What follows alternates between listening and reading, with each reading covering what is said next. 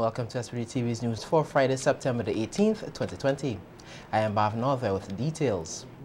Knowledge is key if a problem facing any sector is to be solved. And thanks to a workshop hosted by the Banana Services Unit and the Taiwanese Technical Mission, farmers here are being equipped with the tools to combat the black Sigatoka disease. The workshop, which was held yesterday at the Sanssouci Learning Resource Center, forms part of a series of workshops designed to educate farmers on various practices, which will help them to improve production and productivity. The black Sigatoka is a fungal disease which primarily affects bananas, causing significant reduction in the plant's leaves, yields, as well as premature ripening. Since its invasion of the region in 1991, the disease has caused severe loss of production, with countries recording losses of up to 90% during the early 1990s. Speaking after the workshop, Banana Extension Services Officer Isaac Haywood highlighted some of the areas covered. Black Sigatoka control, what black Sigatoka is, how it is spread, the effects it has on plants, mainly banana and plantain. He also touched on controlling of the disease, what the farmer is responsible in terms of doing to make sure that he keeps his end of the bargain in controlling the spread. Also from the unit standpoint, what we as officers have to do in terms of, surveillance to make sure that you know when to spray, what to spray. Farmers were also trained in good agricultural practices as it relates to banana production. He touched base also on field husbandry, which coincide with the good practice, healthy practice of a banana field. That would reduce the inoculum pressure, thus reducing the disease significantly, and farmers benefiting from that. That in itself is what went down this afternoon. After the session, the project has a COVID-19 aspect to it in terms of vegetable seeds and seedlings, so we touch a bit on that also. A number of farmers would have asked some questions about fertilizers. Naturally, some of those questions were answered, and that would have concluded the training session this afternoon. Meanwhile, Edda Patrick, one of the farmers, felt the workshop was timely given the impact of the Sigatoka disease on the banana sector. What I learned from the workshop today, I learned about black Sigatoka and yellow Sigatoka and how they spread and how we can control them. Some of the chemicals that can be used to control them. By controlling the black Sigatoka, especially because that one is more dangerous than the yellow Sigatoka. And if we can actually get the black Sigatoka under proper control, we would be able to maintain. Prime Minister Dr. Rav Gonsalves said since 2001, the central government has spent over $3 billion EC dollars on education from early childhood to university. Speaking at the handing over ceremony for the Taiwan Scholarship on Wednesday, PM Gonsalves said it is more enduring to ensure that children of St. Vincent and Grenadines are educated than attending some of the other problems the country faces with. About $150 million a year. Approximately. Now, of course, I could take some of that money and fill some of the potholes on the road, but I believe it is more enduring to kind of fill out the potholes in the head than on the road. We have to fill those too, because you improve your living standards and you get motor cars and SUVs and the like, and you have to drive them on reasonable roads. But we have to make some serious choices.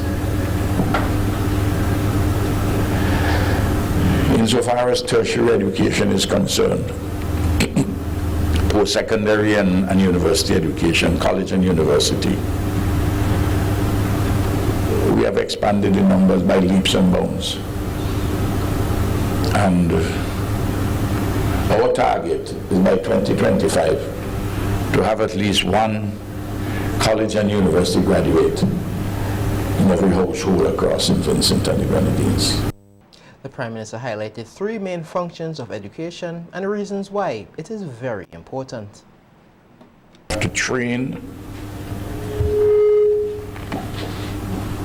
critical minds to receive and transmit universal culture, but with a profound Caribbean and Vincentian particularity. And when you receive and transmit universal culture, it includes science and technology. The second, we have to train persons to man the modern political apparatuses, the modern economic apparatuses, whether in St. Vincent, the region, or the world. Because your national, your regional, and your global personalities and citizens. And thirdly, to have inculcated in you a body of tried and tested values. Many of them come from the wellspring of universal values, but very much shaped and molded in our Caribbean civilization. The Prime Minister said he would like to see the rates of school loans lowered. However, he noted that a special student loan program was set up for economically disadvantaged students, and he did all he could to get students to study in Taiwan. They need money to help with the tuition and the need to live. So I set up a special student loan program for economically disadvantaged students. I'm going to reduce the interest rate on the loans. But so far, since 2002, we have loaned over $100 million there. And none of that money is guaranteed other than the Minister of Finance. When I did it, I was criticized. They said that you'll bust the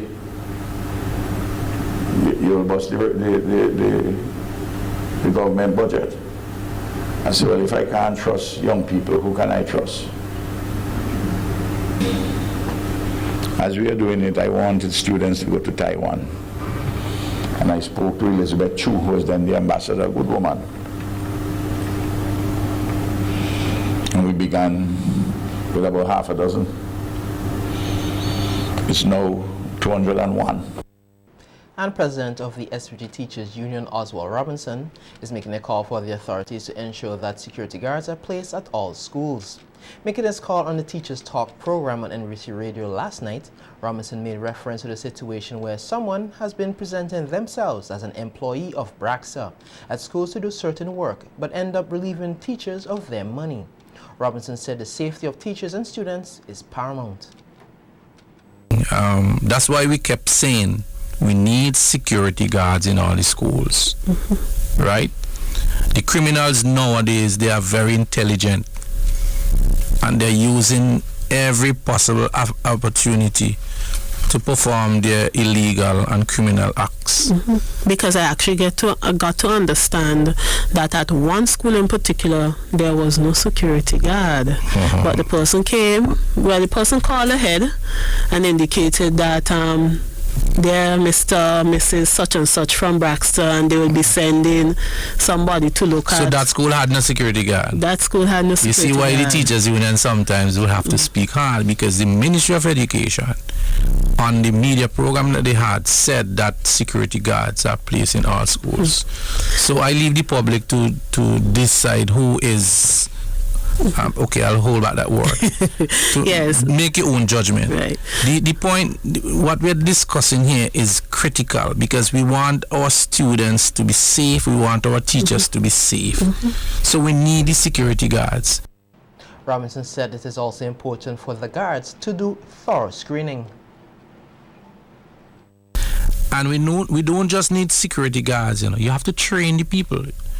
You have to show them, get them to understand how to scan, the people, the visitors. One or two questions. Sometimes the security guards may have a book and you may say, write your name, but somebody may write a name, you're not sure that this name of the person. Yes. And sometimes their handwriting may be like they're doing shorthand. You see?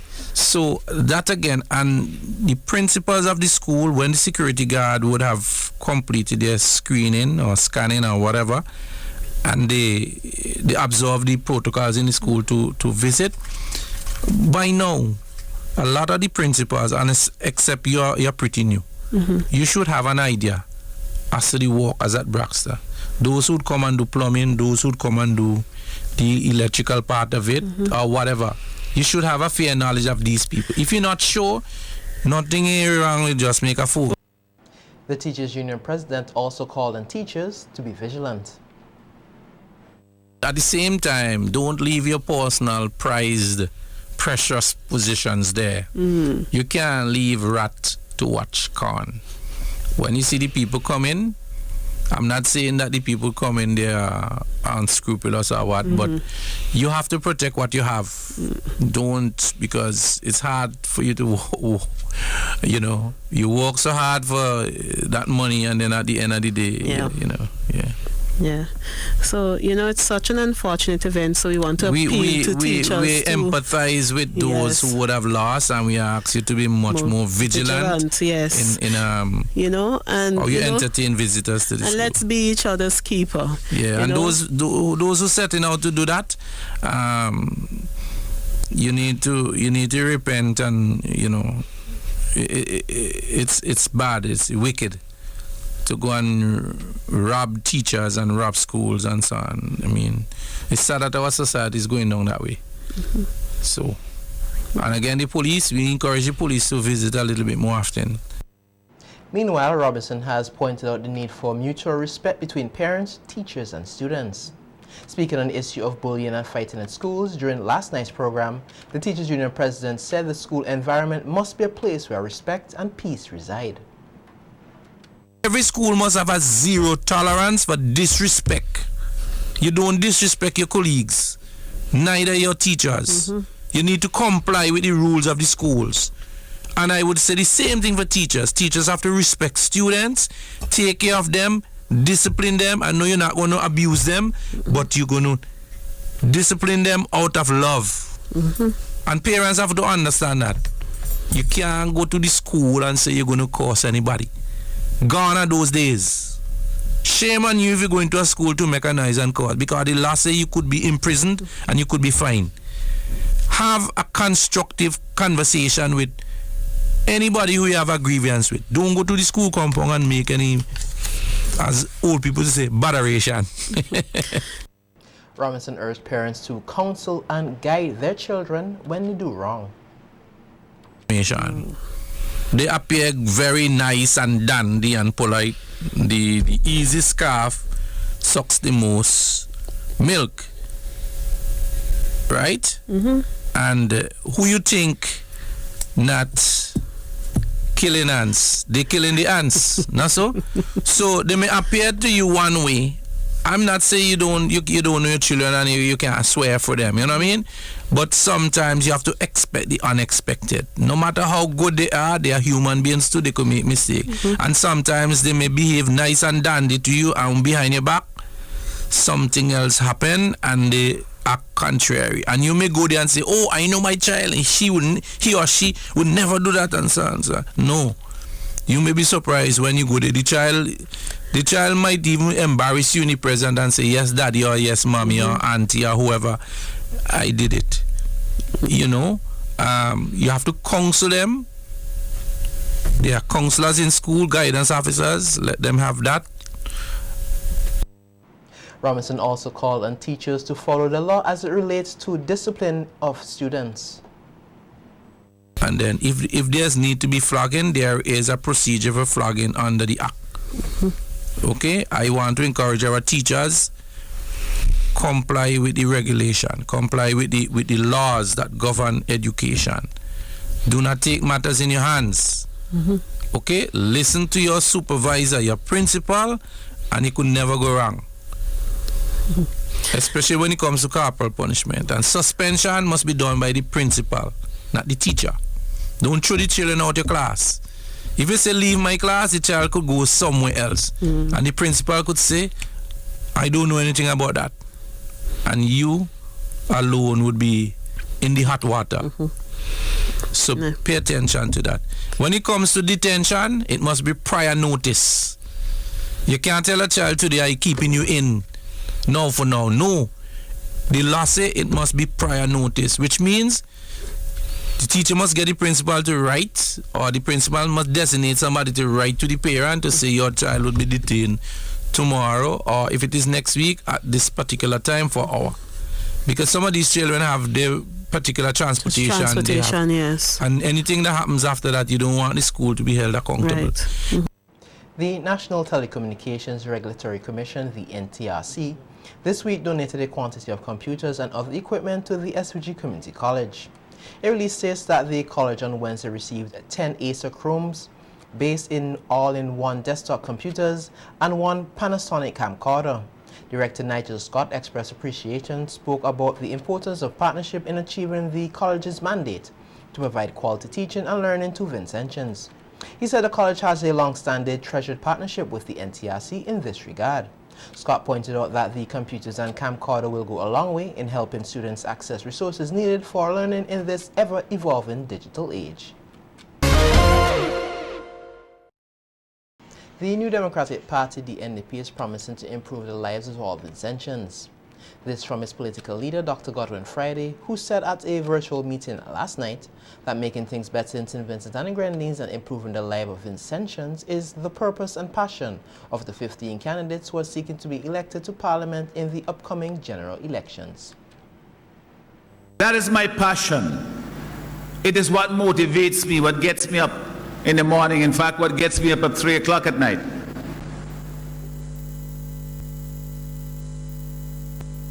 It is what drives me.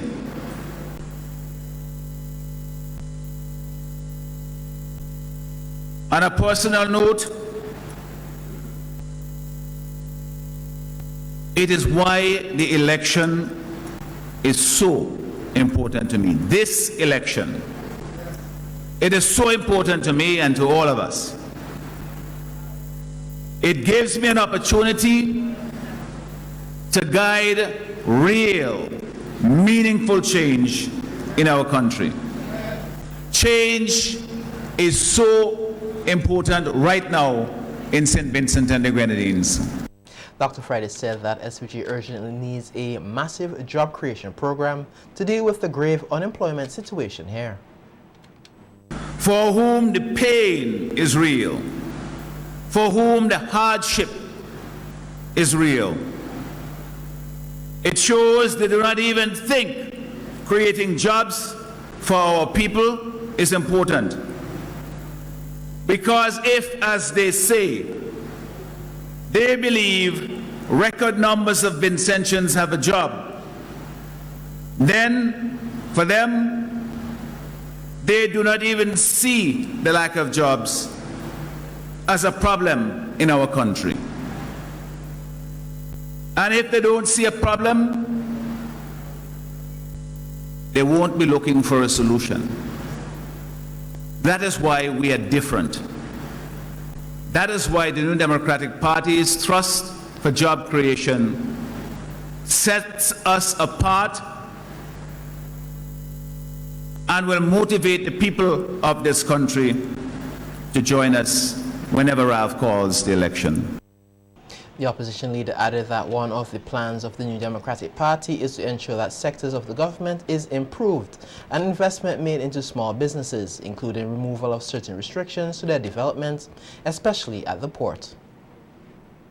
And one of the first places we will start is at the ports, to make sense of the processes and the procedures there, and to make sense of the charges and the fines and the taxes at the port. And where they make no sense, or they are too slow, we will improve them or remove them. My NDP government will review all the duties and report procedures with a view to removing taxes and costly delays on the productive sectors of our economy. Many businesses, we know that, are now they're not able to update, to import, to stay up to date with the new technologies, to buy new equipment, due to the huge burden of some of the duties and the costly and sometimes inexplicable delays that they find at the ports. An opposition member of Parliament for West Kingstown, Daniel Cummins, is calling on the government to release the findings of a recently conducted poverty assessment survey. Cummins claimed that the ULP administration is hiding the 2018 report, which placed the rate of poverty at 36%. He said he is sure that the 2020 poverty rate is substantially above this figure. At a recent sitting of Parliament, the West Kingstown MP asked the Minister of Finance about the poverty assessment report, and he was informed that due to the COVID-19 pandemic, the assessment was delayed. Speaking at the NDP's virtual meeting last night, Cummins said that he has a lot of patience, but we will reveal the findings of the report if the government does not do so. The statistics tell us that young people, 1 in 2, can't find work. But that is a national statistic before COVID. In my constituency, it's 1 in 4 getting work. Not 1 in 2, 1 in 4 getting work. I want to ask this man who hiding this report, what is the figure in that part of the country? We want to know what is the level of unemployment in that part. More importantly, what is the level of poverty in that portion of the country, and how that compare with the rest of the country? Tell the people, you can't hide it. We understand why before an election you're afraid to let it go.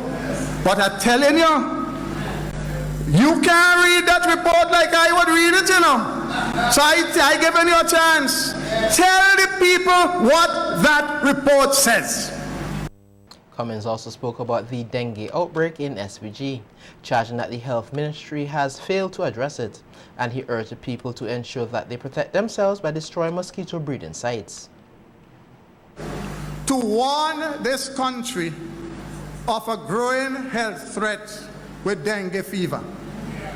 You notice that they fall asleep on the job again. Fitz, the man who in charge of health, is sleeping again. Listen, I watched with alarm recently in Sharps. A fog truck came up to Sharps and it threw some stuff in the air, way up in the air. Little of it came down to the houses. There was no warning, there was no notice, and most people went and closed their doors. When you're doing this thing, you must take the people into the confidence. Tell them to open the houses so the smoke could penetrate and kill the mosquito. But more importantly, since that, they ain't come back. If you're serious about killing mosquitoes, first you go through, you kill the adults, and you come back later to kill those eggs that hatch into new adults. It's a science, But they don't care. They're just doing things to make it look like they're doing something. Take care of yourself. Destroy the facilities that allow mosquitoes to breed in your place. You cannot rely on Sleepy to deal with your health. Crimes of theft and wounding were prevalent in SVG in the week leading up to the 16th of September. The police said a total of 87 crimes were reported during this period, 51% of them involving theft and 32% wounding. Speaking last night on the Police Care, Serve and Protect program, Sergeant Cornelius Ross said there was a slight decrease in the reports of wounding from the week before. He, however, appealed to Vincentians to avoid trouble spots and to not engage in vigilante justice. Settle all arguments amicably with words, not with your fists or weapons. Surround yourself with positive people at all times. Persons who can bring positivity into your life. Avoid known trouble spots. Report all suspicious activities to the police. Do not take matters into your own hands. Do not practice vigilante justice. Report. Sergeant Ross also noted that there was an increase in incidences of theft and used the opportunity to again remind persons to properly secure their properties and avoid walking by themselves in lonely areas. Your surrounding at all times and trust your instinct. Pay attention to people around you.